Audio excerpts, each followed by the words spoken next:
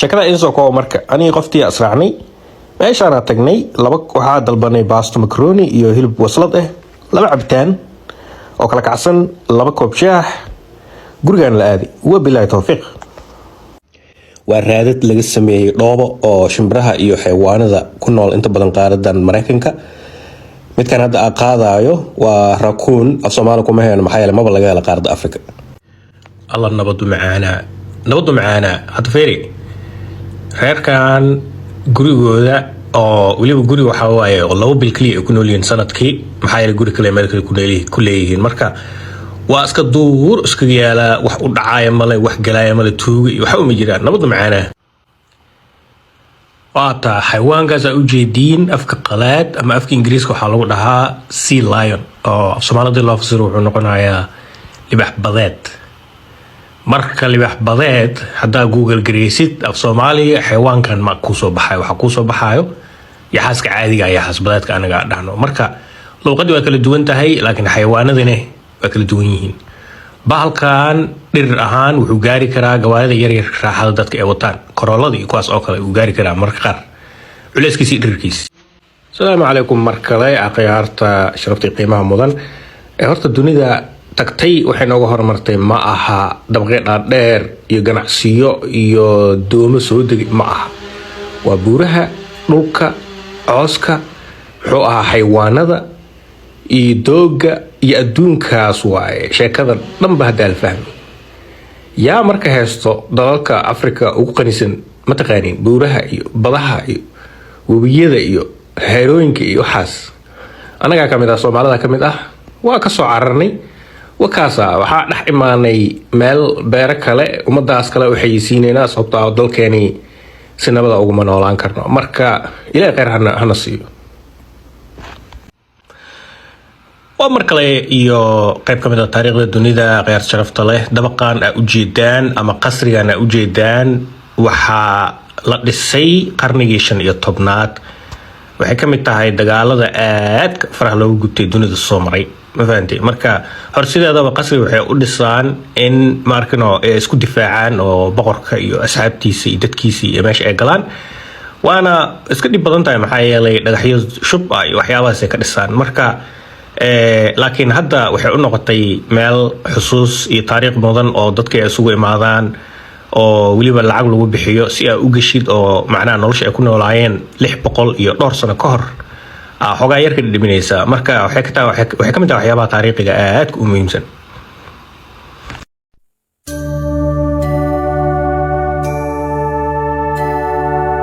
isku hadshay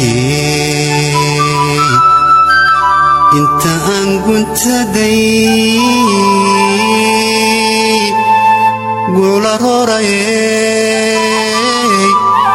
godabtaynin qabaar garan waayay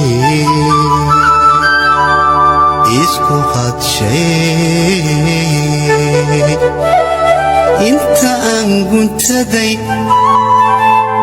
gula rorayay godabtaynin qabaar garan waayay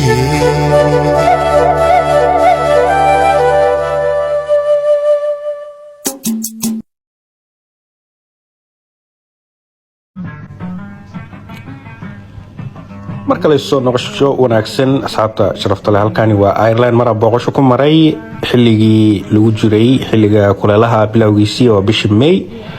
dabaqaas u jeedaan waxa kamid tahay meelaha qadiimiga ah oo boqoradii wax ay deganaayeen runaantii halkan sida u jeedaan waa Ireland sideeda waa jasiirad baddaas hadda korkeeda daafiirso meesha caadkii cirka isku dhigaan runaantii halkaas waa Ingiriiska waaye waxyaabaha marka cajiib kale meeshan aan ku arko waxa kamid ah horta in dadka iyo xoolihii ay isdhex marayaan oo inta badan dadkan ay u badan yihiin dad beeraley ah goobtan waa goob caan ah waa filmaanta sida Harry Potter oo kale oo aad looga yaqaan dunida meelaha lagu jilo waa farqi soo ordaayo waxa gacanta ugu hayaa ninac fardeed weliga maqashay ninac waxa jiro fardaha loo sameeyo marka shaqo fiican ay qabtaan oo kala abaalmarin loo siiyaa marka taas shadow say u soo ordaysay labada xabay afka gashatay dhowr xaba kalena gadaal laga siin doonaa haduu Ilaahay yiraahdo marka faa'iidooyinka waxa kamid ah shadow aniga marka qaar duurkaas iska aadnaa sa u jeedin hadeertaan 10 kilomitir 20 kilomitir iska soconayna qaasatan maalmaha sabtida axadda oo kale fursad lahaayo iska dalxiis tagnaa faraskaas dushiisa iska saaran tahay cid ku soo xabadeynayso cid isbaar ku dhiganayso cid kada ku dhahayso cid kugu booqayso ma jirto marka nabad walaa iska aad u macaan tahay dadka qurbaha soo gala dareemi karo wadankeena Ilaahay saas nooga dhigo halkan uu ku lugeenayo waa magaalada Dublin hadda ka hor 1847 gaajo aad u daran ka dhacday iyo muxuu ahaa sidii abaarihii waagii anaga soo mar oo kale cagbarkii iyo marka waxay sameeyeen taale u dhiseen xitaa eeyaha waa kaasa taala loo dhisay iyo dadkii kale oo 100 kilomitir iyo ka badan soo lugay gaajo darteed saas ay akaayeen marka taale u dhiseen ani malihi taalaha loo dhiso dadkii Soomaalida cagbarkii iyo kala haadkii iyo Soomaali laakiin waxa dhihi lahaa hal xuso oo hal xasuusnaado hadda ciyaalkii 94 wixii ka dambeeyay dhashay maba ka warhaayaan cagbarka waxa la lahaay inkastoo taariikhda dalkaada inaad ka ogaatid ay aad muhiim u tahay waxa kale oo sidoo kale muhiim ah taariikhaha dadiyooga kale inaad wax ka ogaatid halkani waa qasri loo yaqaan qasriga boqor John aan booqasho ku bixiyay taariikh kooban qasrigan wuxuu ku yaalaa magaalo loo yaqaan Limerick oo ku taalo dalkaasi Ireland waxa qabsaday 1174 ayaa koox qabsatay kadib magaalada dhan dhulka la sameeyay waa la gubay sideedaba gibigeedaba hadana magaalada dib loo dhisay 1197 dhismahana ujeedin waa meesha ciidanka ku gamban jireen boqorka iyo asxaabtiisa ay gali jireen hadda maanta waa kana booqasho loogu tagaa maalinkii waxa la yiri ugu yaraan 3,000 qof booqasho u tagto sawir iyo waxaas ka qaado yaa yaqaano filimka Titanic ama Titanic anaga saashi zeedon soo gaaray ceel xamardanahay asoo Soomaali ku turjuman oo xamroon lagu soo turjumay marka halkaan maanta aan taaganahay waa meeshii ugu dambeysay oo calafkiisu ku dhamaado waa markabkaas Titanic halkaan uu yimid dadoo ka qaaday meel aan badan sa ugu sii fogeen asoo marka badda ku sii socdo uuna ku qalibmay marka taariikhda runtii waxay noqotay maaragtay mid xusuus mudan marka halkaan soo istaagay ari Arbeed iyo ari Soomaaliya soo la maqli jirin halkan waxa kaaga muuqdo ariga loo yaqaano gaagaabka Nigerianka loo yaqaan afka qalaad waxa lagu dhahaa Nigerian dwarfs waxa caanahooda laga sameeyaa farmaajada iyo jalaatada iyo waxyaabo noocaas oo kale ganacsi fiican waay su'aal li soo weydiiyo su'aashaas oo ah niyo maxaa fardaha wajiga uga xirtaa ama shabaq wajiga ugu gelisaa leedahay su'aal runtii aad iyo aad muhiim ah marka waxa isku dayaa inaan halkan uga jawaabo hadda sa u jeedin faraskan soo horeeyo oo kalarka xoogaa madowga leh waa shadow Allah ayada maanta wajiga kama xirno midaan kale hadda u socdo faraska lula ayada wajiga shabaqa ugu jiro mid ogaada shabaqaas wax way ka dhax arki kartaa oo macnaha ma ahan amoola ma asi indhashareerka oo kale waano caadi wax ugu jeedaa marka laakiin sababta looga xiro wax kale ma ahan cayaankaas iknaacadi waxyaabahaas aad u jecelnaa wajiga uga deegaan fardahan wajiga ma xoqan karaan maalmaha fasaxa maanta oo kale oo sabti ah qof wax uu sameeyaa dad guriga iska joogaan dad asxaabtooda la baashaalaan ana waxa kamid ah dadka jecel magaalada inay ka dhax baxaan jasiiradaha aadaan kibigeedo biyo ku wareegsan meesha sheeko hadda ka hor dabagaale wuxuu taagnaa geed hoostiisa geedkii mira saarnaa ka soo daatay dabagaaliga ku soo kor daateen dabagaaliga inta kor fiirin lahaay wuu carray wuxuu soo cirkiga soo dumay asoo sii orday waxa ka hortimid tii dooro ahayd ama digaagid doorada waxay ku tiri dabagaalow inta uu ordoosa oo niftuurosay wuxuu yiri boqorka uu ordooyaa ana ma ku raaci karaa waay ha dabagaaliga doorada waa wada ordeen luuqa xoog hor yimid rake ama rake wuxuu yiri war inta ordoosin war cirkiga soo dumay boqorka uu tagayna nakeen waay saddexdiisa u soo ordaayeen dawaco ameel jeera uga hortimid waxay dhahday war inta ordoosin saddexdiina boqorka u soconaa waay boqorka godkaan ku nool yahay dawacada adhees saaxiibada godki shab hadaan meesha lagu asturno kooxyal xamroona aad goor taariib galay saxaruhu ka gudbay badu ka gudbay Yurub dalaq dhaxay meelaha wuxuu tagay magaalooyinka ugu waaweyn oo uu tagay Yurub geeskan uu fiiri sarwaay geeska uu fiiri sarwaay geeska aad afarta gees uu fiiri wada sarwaay babo uu dhaamar saaxiibka telefoon la soo baxay hooyadiisu waxay xamroona joogto waa ka qabatay igaarkii ma nabad tagto ha u meeyay nabad tagu dhahay laakiin Yurub lagu sheegay kulaha xamroona inta taagan waa dhahay oo bashaashta iyo mukulaalmadooda laga aruuriyo jidadka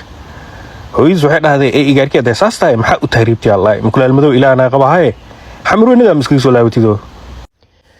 dadka u malayn jiro in daanyeer walba uu leeyahay dib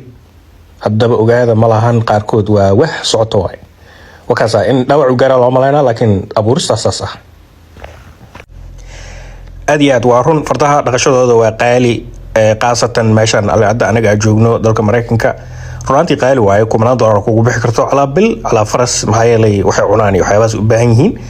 iyo nadiifinta iyo waxaas laakiin halka faa'iido kale kugu jirto adiga dhaqaale ahaan waxaa ka mid ah in waalidiin fara badan ay carruurtooda jecel yihiin inay baraan sida fardaha loo koro iyo loo wado marka adne meesha dhaqaalaha ka sameey kartaa anaga hadda saasa sameynaa inta badan carruurtaas noo timaado waana tababarnaa hooyaday waaga yaray waxay ugu duceyn jirtay matacbade alla kaama dhigo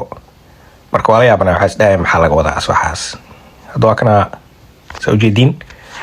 $1 lagu bilaabay 2 noqdeen 3 noqdeen maanta 25 aan joogto halkaas daqiiqadiya ku jiro marka inta badan adig maalinkii maxaa dhii 15 ukun waa ka soo aruuriyaa meesha haddii 15 la waayo ugu yaraan adi 12 ukun ala maalin waa la helayaa ala ukun $5 la gadaa marka isku dhufaaday kusoo marka la yaarmiyay ku saabsanay fardaha maanta waxaan rabaa inaan ka tuso qaab fardaha loo qoodi saxankaas ujeedin waxa ku jiro waxa isku shuba ku jiro bariis iyo qamadi iyo galley oo la isku dhex shiidaa ku jirto marka nafaqadaas fardaha way u baahan yihiin mid kale qasab waaye ina fardaha nafaqaysid coos kaliya uma baahno marka xilliga qadada iyo cashada iyo saxankaas yarka wax ugu soo rudaysaa waxay u baahan yihiin adii lor camal la gadaa suuqa lagu gadaa $100 camal la gadaa marka aad isbuuci mar soo gadanay fardaasina ku qoodi sida loo baahan qof walba saxankiisu haystaa cid kale ku dhigaysa male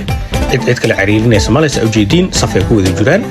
marka tan waa loo baahan yahay dawladda hadda maxalli sanadka loo maray ku soo booqanaysa fardahan caafimaadkooda iyo xoolaha ku jooga dhan caafimaadkooda ay Allah ka dhigo yanyoor Allah ka dhigo dooro Allah ka dhigo wixii adiga guriga ku joogo caafimaadkooda inaad ka taxtirtada loo baahan yahay hadii wax xanuunsan lagu arko ama si kale waxaa laga yaabaa nafsadaada inay halis gasho adiga laftirkaada lagu xiro waxaa laga yaabaa horta midkan hadda cadka iyo madowga ah oo kaamirada ay qaban rabto shaxaariga lahaa asaga fardaha dhidiga ah dhan ba asaga eberka dhiga quruxloo aysa ujeedin marka saas loo qoodaya la socda hadda gabadhaas imaanayso qof walba saxankiisa meesha usoo dhigaysa waa cunayaan waana baashaalayaan marka fardaha saas loo dhaqda asxaabay naftaydaada qaaruhu markii kale waan ka haray kusoo dhawaada asxaabta sharafta leh marka la barnaamijkeena fardaha sababta faraskaas ugu cunayo shabaqa wax kale maahan waa in laga ilaaliyo in cooska uu meel kasta ku daadaato sababta kale oo indhaha looga xiro fardaha wax kale maahan waa in laga hortago ama la iska ilaaliyo kaneecada iyo waxyaabahaas oo kale oo fardaha runaantii indhaha uga dega ama wejiga uga dega waxaa kaloo halkan buuxsa ujeedaan bocorka ansalaatada tuunka karootada iyo weliba khudaar kale oo aad u fara badan waxaa kaloo sidoo kale jira mirayaal aad u macaan oo qaarkood xitaa af Soomaali maba ku haynaba macnaha af Soomaali laguma helo mirayaashan qaarkood laakiin xiliyadan kulalaha oo kale aad u soo baxaan runaantii si wanaagsan oo loo gurta asxaabta sharafta leh maanta waxaanu ka hadlaynaa lo'da iyo sida loo dhaqdo lo'aha sida ujeedaan xagga fog waa fardihii xaggan dhowne waxa waaye waa lo'di waaye halkaas waxay u tahay meesha cuntadooda iyo biyahooda ay yaalaan saqafka korkasaan marka hore dhaqashada xoolaha sida lo'da oo kale adduunka horta waa waxyaabaha ugu fudud oo qofka capitalka uu gashan karo waaye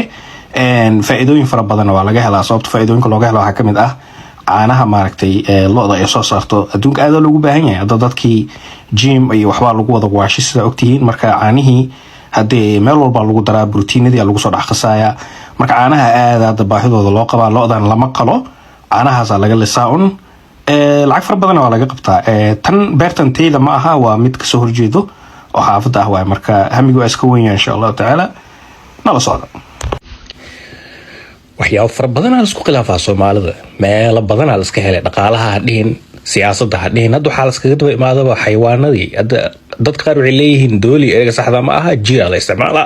kuwa waxay ku dhahayaan digaaga daadan dhiheenin af Soomaali ma ku hadashid badooro wuxuu ku dhahayaa ma aha af Soomaali sax ah waa la iskala soo baxay nyaanyuura la iskaga daba imaaday kuwa waxay ku dhahoyin nyaanyuura af Soomaali miya ma bisad ma dhahdid kuwa kale waxay ku dhahayaan bisad nyaanyuura af Soomaali miya mukulaal ma dhahdid inta u raacayna hadda waxa dhiman dagaal fara loo gubto inuu qarxo oo ku saabsan sida xayawaanadan magacyadooda loo kala isticmaali doono laakiin inta ka horeyso aniga ku gacan seeray ereyadaas oo dhan waxaa isticmaali doonaa ereyga cat haddii wax ka dambeeya cat waaye